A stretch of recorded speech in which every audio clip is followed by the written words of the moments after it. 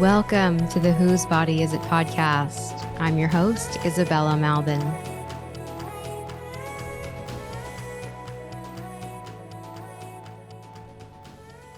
For those who don't know me, I'm a birth worker, a life coach, hypnotist, and a former liberal feminist turned radical truth teller.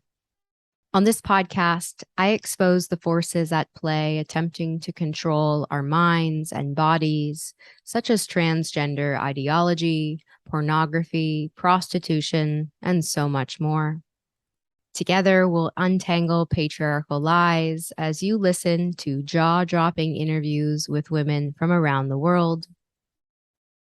Warning, while listening to this podcast, you might find yourself triggered or perhaps notice where you've been biting your tongue on the issues that matter most to you.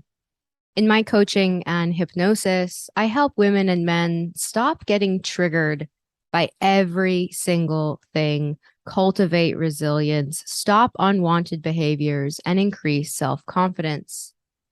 You can book your first session at whosebodyisit.com, and you can find that link in the episode show notes. And I just want to say that it's because of your endless support that I'm able to interview amazing women, get their stories out, and produce regular episodes for you. So with that being said, please like, comment, and subscribe to my channel on YouTube. And if you're listening in, leave a rating and review on Apple Podcasts or Spotify. And also consider making a financial contribution via the link in my show notes. You can also visit my activist sticker shop. My pro-woman stickers have the power to intercept transhumanist programming. So take a photo of your stickers out in the wild and tag me on Instagram at Whose Body Is It. Oh my gosh, today is the day. Yes, today is the masterclass inoculating our children against transgender ideology with me and Mary Lou Singleton. The class starts at 6 p.m. Central Standard Time today, Thursday, November 10th. If you can't join us live, no worries. You will get access to the replay tomorrow. Yes. So after the class, I'm going to upload the content and you are going to have access through your member library. And if you want access to the replay and also want to secure early bird pricing, you have until noon on Friday to secure the class for $99. At noon on Friday, the investment for the class goes up to $149. So be sure to secure your spot so you get access to that replay for the early bird price of $99. Oh my gosh. We have been preparing all week for the class and are just blown away by the response and the excitement around you, parents and future parents, concerned citizens, getting information on how the hell to protect your kids. So to secure your spot in tonight's class or to get access to the replay with the early bird price of $99, head to my website, whosebodyisit.com. Without further ado, let's get into this week's story. In today's episode, I speak with Charlotte Reedy. Charlotte discusses her journey mothering her gender non-conforming daughter. So a formerly self-identified progressive, Charlotte told her then 4-year-old daughter that if she wanted to, she could be a boy when she grew up. We get into what woke Charlotte up to the dangers of trans ideology, how she anchors all 3 of her daughters into their female bodies, regardless of how they present to the world, and the measures she's taken to protect her children against a lifetime of disembodiment and self-hate. Charlotte, I'm so excited that we're having this conversation, generally speaking, but especially this week as Mary Lou Singleton and I prepare for our masterclass that we called Inoculating Our Children Against Gender Ideology. And so, today we're going to be hearing like your story of how you have parented a gender non-conforming daughter and not transfer, which is like pretty controversial. And the assumptions I've heard just from adults who are gender nonconforming, lifelong lesbians or gay men who are asked constantly, so like, when are you going on testosterone, or when are you going on estrogen? Just the presumption. It's almost as if, gender nonconforming males and females like just are a dying breed. I mean, it's a really scary place, obviously, especially for a child to be in this climate. So maybe let's start from your parenting philosophy, or generally speaking, like how you are, where you would sit yourself, you're as a mother in 2020, post lockdown, post clown world that we've just kind of come out of. Yeah, I thought I would start like a little bit pre-2020, when I was kind of deep in the ideology of the woke culture. Muriel, my daughter, I guess it goes back even further. When I had a child, I always told myself that I would not put any gender stereotypes on her, right? My generation, I feel like we grew up, I think this is where this trans stuff is coming from, and it gets all garbled, but we grew up with this idea, we don't want to, like, I'm a girl, but I don't want to wear pink all the time, and it doesn't define me, and I don't wear dresses, it doesn't define me. So I had that mindset going into it. So I gave Muriel, boy toys and boy clothes even. I was like, whatever, no big deal. And then I met some friends who were really forward thinking, quotations there. They were like talking about this trans, and I was like, that's so interesting. So of course I watched a documentary that was on mainstream media about this little boy who I just felt like a girl, a young kid. And it was the little boy who started the whole bathroom movement, which I'm sure is just, the media using it for whatever agenda. But I was like, oh my God, legit, like that little boy just feels like a girl. And so I started to say to Muriel when she was like 3 and 4, when you get older, you can choose to be a boy. Just like horrendous to think of now. So that's just where I was. And then thank God for 2020. And I found Emily Saldea, and I saw you guys were going to some march in Washington. I was like, what is this? I was like, wait, what? It really threw me. And I, there's a part of me even still going into this work where I don't want to face it, because I'm like, wow, that's just too much. I've always questioned everything in my life. But it was an edge, that edge, like, do I want to meet that edge? And I did. And I was like, wait a minute. Because also there was, at the same time, I'm following this kind of like, oh yeah, this is the right way to be. This is the nice way to be. You accept everyone. There was this part of me that I would see these young people. We had a family friend who had a little boy who was 18, and he grew out his hair and started wearing dresses. And he's like, well, now I'm a woman. I'm like, there was always this part of me that was like, whoa. That doesn't define me. And that doesn't define women wearing dresses and high heels. And so there's something off here, what's the biological reality? So there was this part of me. So thankfully, 2020, I found you guys really questioning and kind of laying it out, thankfully. And so I stopped saying that stuff to Muriel, and I started a conversation, and I started language that said, hey, what makes you a girl? Well, it's your sexual biology. It's your reality. Hey, you were born with a vagina and a vulva, so you're a girl. Now, I will have to say, like, if there's a definition of someone identifying as the other gender stereotype, Muriel is it. I mean, she truly identifies with the boy gender stereotypes, but that's what they are. They're the boy gender stereotypes. Mm-hmm. And that doesn't make her a boy, but she's fully in it. She loves it. She refers to herself as a brother when they're doing pretend play with her sister. And her sister has the long hair, and she loves to wear skirts. And so they see, I mean, it's so young. They pick up on these gender stereotypes and they run with it. So where I am now is, how do we, how do I use language with my children that defines, okay, well, you can have interest in these, and these can be fall along the cultural stereotypes, but that doesn't define the reality of your biology. And I think it's really dangerous if we forget and lose track of just nature. My whole thing is nature, and how do we reconnect ourselves, and how far have we come? And this is just like another level of it that's so out of control right now. Mm-hmm. I think, Mm-hmm. frankly. Yeah. So Muriel's 10 and she plays the boy role when they play. She wears the boy clothes. She identifies with boy role models. She picks out the boy dolls.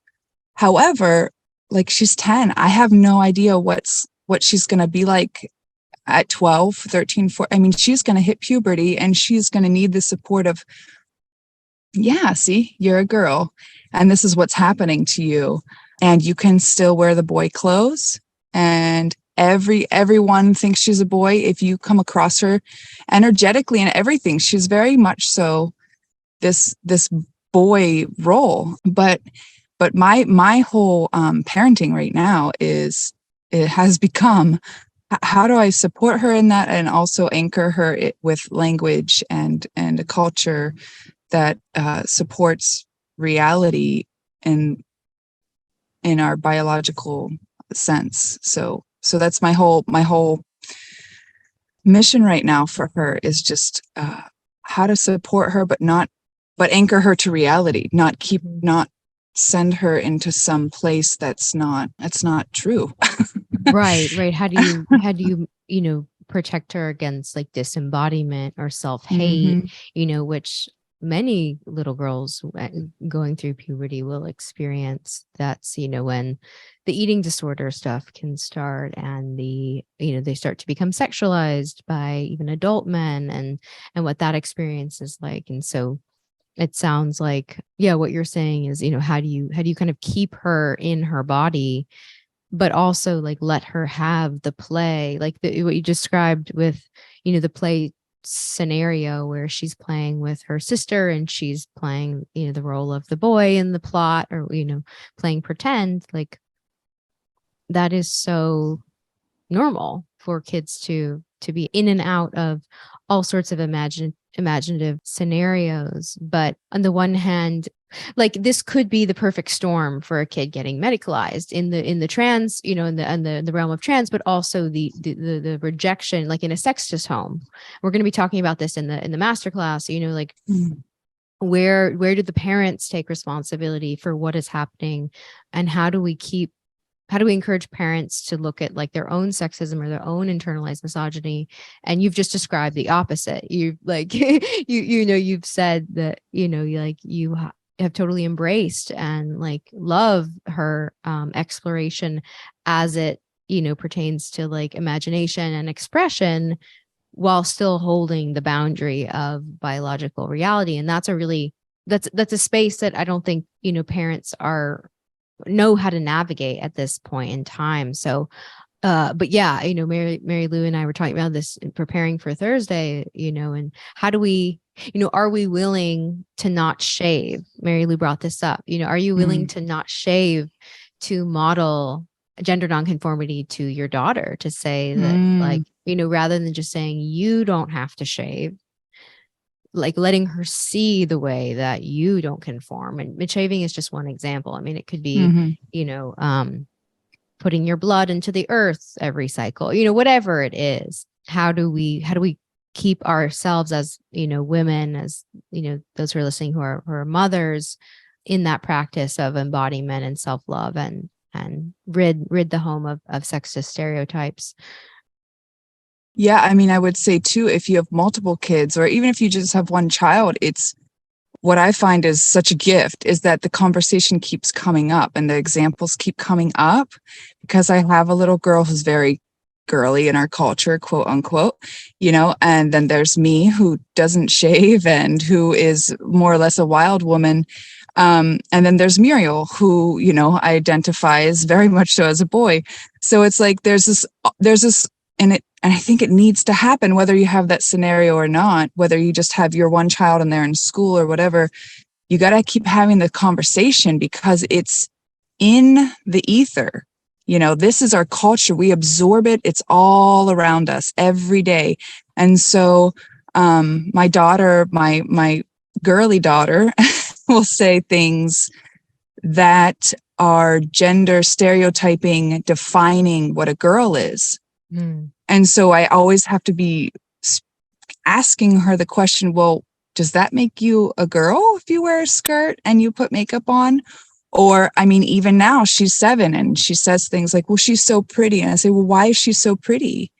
Because she wears makeup, and she sees, I'm on social media. So they see little clips here and there, and they see like the transition from the natural face to the overly done makeup face. And they're like, oh, she's so pretty. And I'm like, well, that's one version of a way you can express yourself. But where is beauty? Where does natural beauty come from? Where does, so all of those conversations, I just think, and I think it's so much on the parent. I think there's more on the parent than the parent wants to recognize. And we want to outsource it to schools or the government or whatever. But it's the first place for the child. And I see it with my children over and over again. And if I'm not there to to stand up in the moment to have that conversation, then there's so much that can be missed. And there's so much that informs them through the culture. Otherwise, they're going to be their defining reality if I don't have any voice in it. And I can say that's one of the main reasons my children are not in a public school or a private school.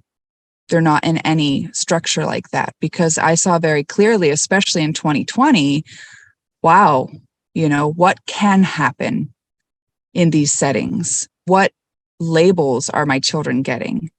What control does that system have to then run away with those labels? And I'm seeing things now that are just like so frightening about legislate that, they want to, I heard a governor, someone speaking about how they're just saying that, hey, the conversations that your kids have with teachers and guidance counselors in schools are none of your business, parent. And it's like, whoa, like, what are they teaching these kids? What control are they taking over them? What freedoms are they taking away from parents? It's a whole other level.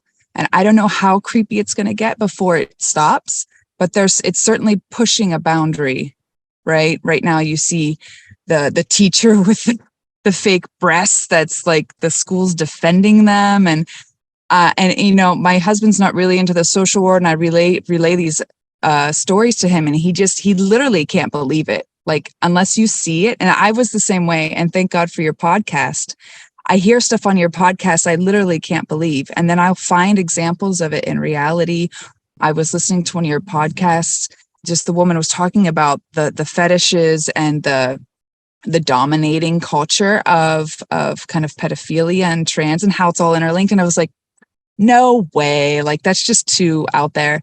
And legit, like the next day, I mean, probably algorithm of YouTube, it came up with an interview of this man who, it was just one of those raw kind of interviews, life story of someone. And he was severely sexually abused as a child. He then identified as trans later, but he said his dad was just into dominating him. Like, it was just this fetish, and he would bring his friends over, and it was just this fetish of dominating. And it was like literally just the conversation you were having with this other woman. I forget her name, but I was like, oh my God. But just to see, there's so many layers to it, and there's so much that we don't get in our culture. It's so hidden. It's so under the rug. There's just so much nuance to it, and there's so much awareness you have to bring to it. I feel like it's just another level. I just give that as an example of another level. And the fact that I keep wanting to not believe the depth of the darkness, and then I keep seeing it, and I keep getting examples, and I'm like, wow, okay, well, got to be proactive here, especially as parents. I mean, Muriel could so easily be groomed into taking hormones and getting sex changing surgeries and stuff. I mean, she looks like a boy, but she is a girl, and people would just run away with that. I have to be her anchor, I have to anchor her into reality. And it's going to be interesting as she gets older and the conversations we're going to have about people who, is that a man or a woman? We're getting to that point where like sometimes I feel a little bit on edge because sometimes I can't tell. And it freaks me out. There's some sort of like biological response to especially men and women's spaces. I'm like, wait, are you a woman or a man? I can't tell. And that makes me nervous that I can't tell, that I have to be questioning so deeply. And just it's just another level of our culture's confusion. The confusion, I feel like there's this intentional confusion that we are kept in all the time, fear and confusion. And this is just another level that is really frightening. I have to say, that's where I'm at now. Yeah. Well, that vigilance that you've described, I mean, what you're describing, I hear is just vigilance. And you talked about the anchoring. I think of some of the moms who've had daughters who've desisted or detrans talk about, this ideology finding the cracks. So that could be sexism in the home, that could be divorce, that could be, mom and dad working all day, kids going to school, 5 days a week, 8 hours a day, it finds the cracks. And so what you've described as this, it's not just one conversation, it's an ongoing conversation where there are constantly opportunities to anchor them into reality. Because if anyone listening, if your children are consuming media, you're choosing to continue to let them consume media, this is going to be an ongoing, as you said, like information war in some paradigm war in some respects. So that it kind of creeping up. Like, we can't change the world right now. There's certainly things like Right. you described, taking them out of the school system, but when the conversations do come up, or when you do see your kids starting to practice or internalize sexist stereotypes, how do you just keep bringing them back? So I love that you're modeling this for anyone listening who's unsure of how to navigate what's going on with their kids, especially as you describe having one daughter who's like more conformist and another daughter who's non-conforming. And then you situated kind of like in the middle as this like, wild woman, hairy homeschooling mom. It's amazing. It's so great. You mentioned to me previously that you'd kind of come from a more of a liberal, quote, liberal progressive circle. I mean, what has been the response from like family and friends around your parenting decisions, how you're anchoring Muriel into her female body? Yeah. Well, I think when she was younger and I was around friends who are very much so into defending the trans ideology, everything was copacetic because I was on that wavelength as well. And then I think they could, I didn't come out and speak to them about my change, but I would say things in front of them about her, about how, well, she's a girl because, she has a vagina and I think it's so interesting how much is kept unsaid, but I think, a lot of them think I am definitely transphobic and, like cannot wrap their heads around my stance, especially, if they follow me on Instagram.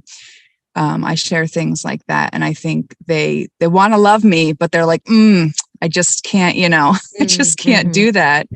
And as far as family, I actually think my mom was relieved to hear me, support Muriel in her biological reality. Because when she was young, I mean, she was so young, this like makes me cringe to think about what I was saying to her at like 4 or 5 years old, that, when you grow up, you can be a boy, you can choose to be a boy. But anyways, when I was saying that stuff to her, I remember my sister and my mom being like, why are you saying that to her? I'm like, well, why not? Of course, it's the 21st century. I'm so progressive. Hello. What? Oh God. Yep. Guilty. Been there. Ah. But yeah, so I think my mom is relieved. And, as much as she plays the brother role in her world, we always refer to her as a girl. We always refer to her as she. And it's just going to be that way. And yeah, so luckily, like I also think it was just important to get her out of school. She was just going to a private art school, which was really great, but still, it's just that mindset yet of people that haven't questioned anything around that, and how people see it as viewing you hating other people, other innocent people who are just expressing themselves. There's very much so that vibe, that in the liberal world these days. So yeah, that was just there. And so luckily I haven't had any like lashback around me treating Muriel as her biological reality. Strangers are highly confused because they think I'm lying when I say she's a girl. And unfortunately, it's gotten to this point where she's at the playground. She won't correct people. She won't correct anyone. She won't correct the kids or the mothers or the parents or whatever. I will, but also like, I also just don't care because like she is a girl. Right. You can't change that reality. So there's not like that charge to it. Like, yeah, you can call her a boy, like she is a girl, but sometimes like I ask her, like, again, I said, it's seriously like almost a daily conversation, an ongoing conversation about like, hey, Muriel, like, why didn't you want to correct that person? She's like, I don't know, and she might have some serious gender dysphoria growing up, and it might be, we'll see, but I will never, ever put her in a place or say to her, hey, you can get surgery, or hey, you can be on these harmful pharmaceuticals that will destroy you for the rest of your life. Like, that's never, ever going to be an option. And I think parents need to anchor in that. I think, and it's hard if you are in a community that is very heavily wanting to support your child transitioning. For parents, I say, get out of there. I mean, honestly, if you want to save your child's life, this is serious. Like, this is your child's future. And it is the current is so strong that it is becoming very serious. And I know teenagers, they start to come away from their parents and they're not wanting to listen to them, and they look to their peers. And so it's like, well, really, what is surrounding you and your child? It is feeding into their energy and their energetic reality, and then that becomes their physical reality. And I think you should really think about what you're around and how it's affecting your child and how it's going to affect them. And yeah, keep having the conversations. I mean, it's a daily thing. Yeah, I think it makes so much sense that you would, what you're describing, not having charge around people thinking, Muriel's a boy, because there's no, like, we don't need to defend the truth. The trans thing is all about trying to cover up like a big lie, and everyone has to go along and pretend that the lie is true in order to make it like work. And I'm curious about what you've told her to say, how you've kind of prepped her, or talk to her about responses to other kids or adults. It sounds like she doesn't always correct people, but what does she say when she does, or when she's going into the little girl's bathroom and perhaps little girls like are confused? Yeah. And she's never been stopped by a little girl, but she has been stopped by adults, being like, oh, no, you got to go over here. And so I did prep her for a while. I just said, Muriel, you can always say to them like, hey, I'm a girl. And if they don't believe you, just say, I have a vagina. I literally just tell her to say that. Because we're very open about like, this is the sexual reality. This is biological reality. And this, we're all, I have 3 daughters, so we're all girls. And, well, I'm a woman, but so I just tell her to point out, if she has to. And there has been like a few times at the playground where she no longer wanted to be the boy in the play. Like, she wanted to convince the kids that she was a girl, and they didn't believe her, and that was a really hard moment.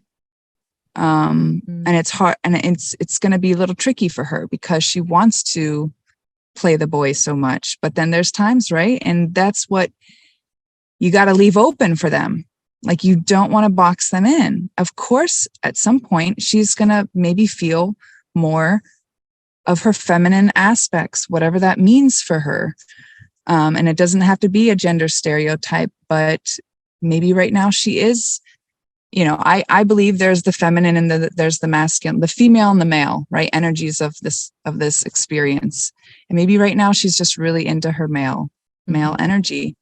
And someday she may want to get more into her female energy, especially, I'm assuming, around puberty. I mean, things are going to change drastically.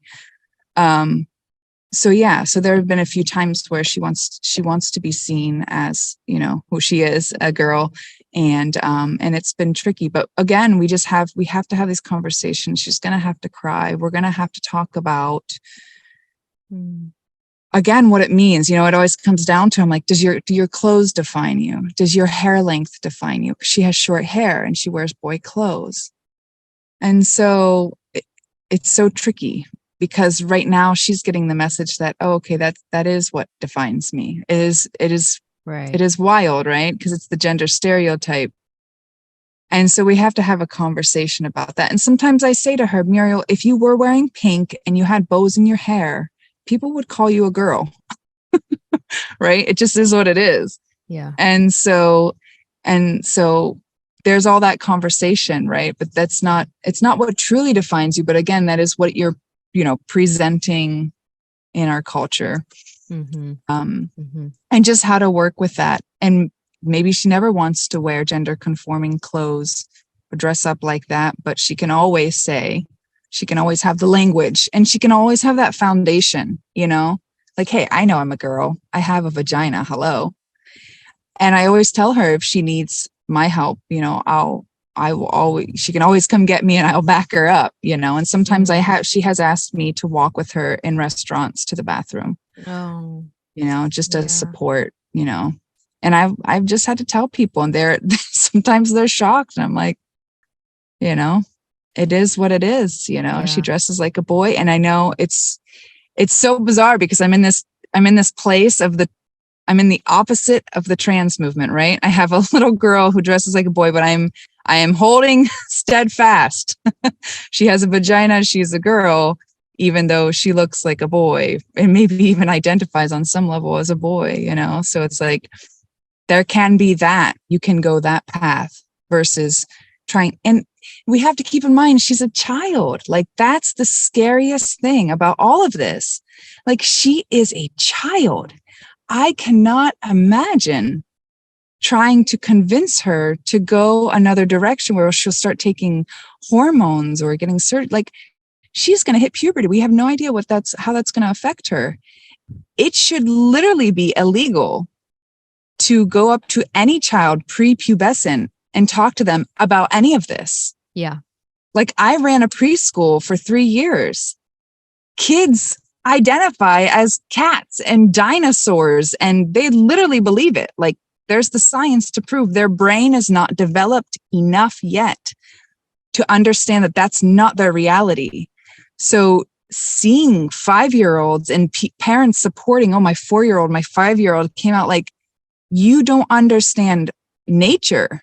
If you are so disconnected from nature that you don't even understand that biologically your child isn't even developed enough yet to make that decision. And talk about projecting, adults projecting stuff and grooming on children. That's like number one projection right there, right? We project that little girls wearing skirts are sexual, right? All those projections, those that we put on kids, you see it everywhere. You can call it grooming or whatever. I call it project. You project onto them your adult version of reality onto this child.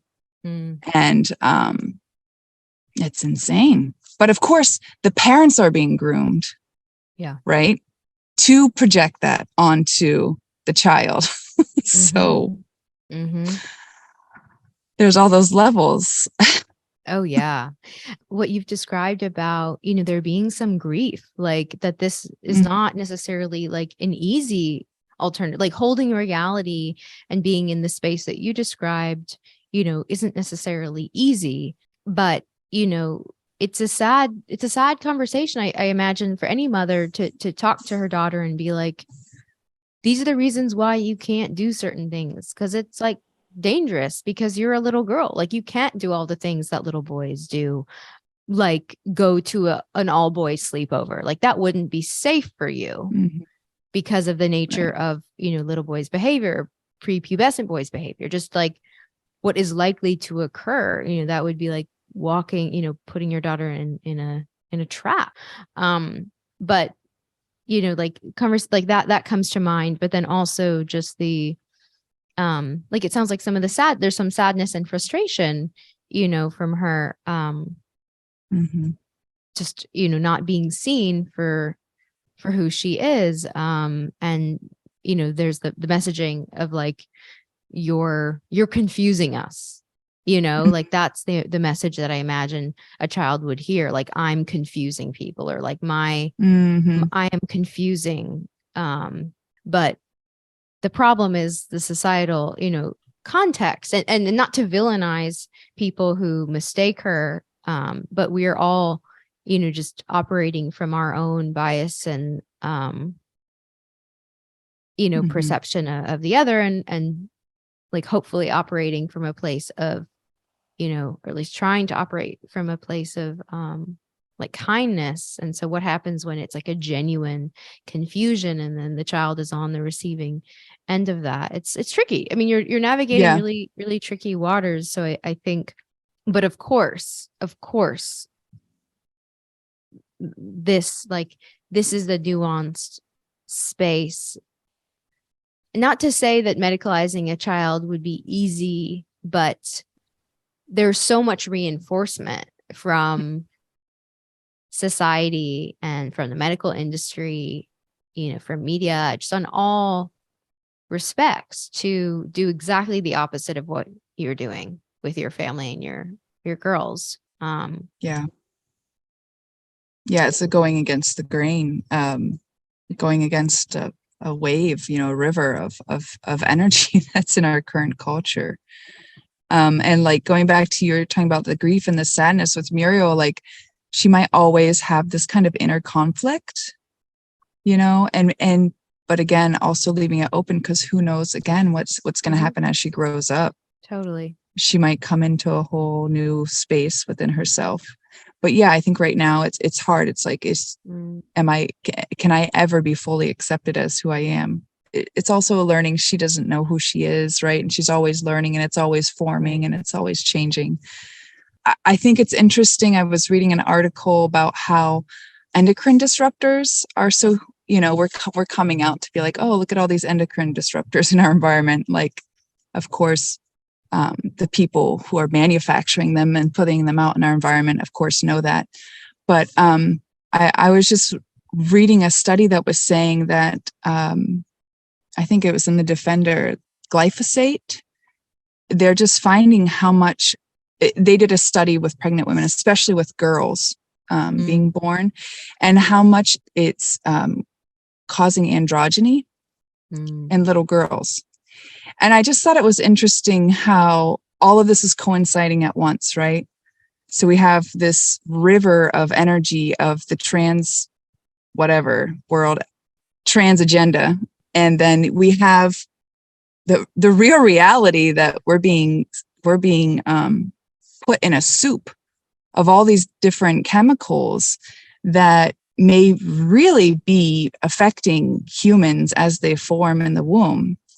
And who knows if how many of the people being born now, my daughter included, are affected by this. So I just feel like there's so much happening all together with it, that it's not to demonize people who are, feeling weird in their bodies or feeling like they don't belong in their bodies. And I think that's what, TERFs and everybody like anti-trans get a rap for. It's not that. It's questioning the system. It's questioning what kind of energy and agenda is around all of this. Like, I would never demonize Muriel for who she is, right? I'm always going to accept her. But I will never, but again, I'm making a choice and I'm questioning and I'm making a choice to keep her anchored in that reality. Whether she was meant to be a boy, we'll never, I'll never know. Maybe she wasn't, something happened in the womb and it got changed, right? The biology. And here, maybe she's this energy or this spirit that feels a little bit disconnected from her body in that way. And maybe there's lots of those people, but you have to question still, and you can't leave the reality of the nature. Maybe there's going to be this inner conflict, and maybe a lot of people have this inner conflict. And if they're not supported, if you're not supported as you grow up as a child, then it goes to the extreme, right? Where you hate your body. And even little girls without any, without the chemical soup, we grow up hating our bodies. We grow up with that message, right? There's our whole culture, even boys, I'm sure there's all these images, and our whole culture is just a body shaming fiasco. So there's just so much at play, but how do we work with it all? How do we connect into our body, even if it feels uncomfortable? And if we can't support kids in that growing up, I just feel like that's where it gets to the extreme, right? And if it's not cutting your body, and if it's not bulimia, then it's, oh, I can change my gender. I mean, people will say I'll change my sex. That can literally never happen. But, now it's today's out, we always have to keep our awareness on the fact, though, that it's manufactured. We're being funneled into this thought pattern. And so, I think there's just so much going on so many levels, but we can always question, well, why am I getting this message every day? Why is this in the news every day? Why are they doing this in schools now? Why is this so supported? Like, why?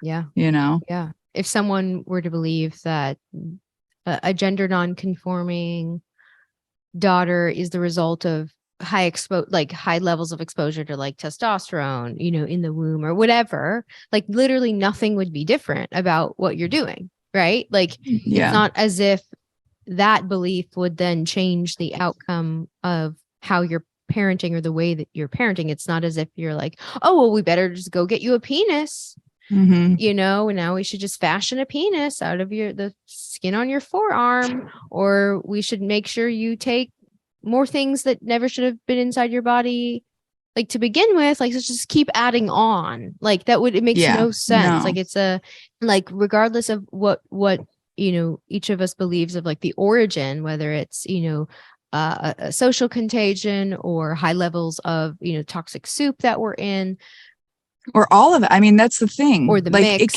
it can be none of it would justify quote trans medicine. No, because what? Like, why? Like, okay, we're being affected on all levels, right? From everywhere, right? What we eat, what we consume, energy, all of it. But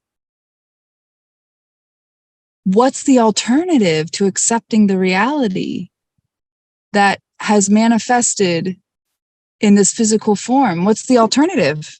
Self-hate? Disassociating?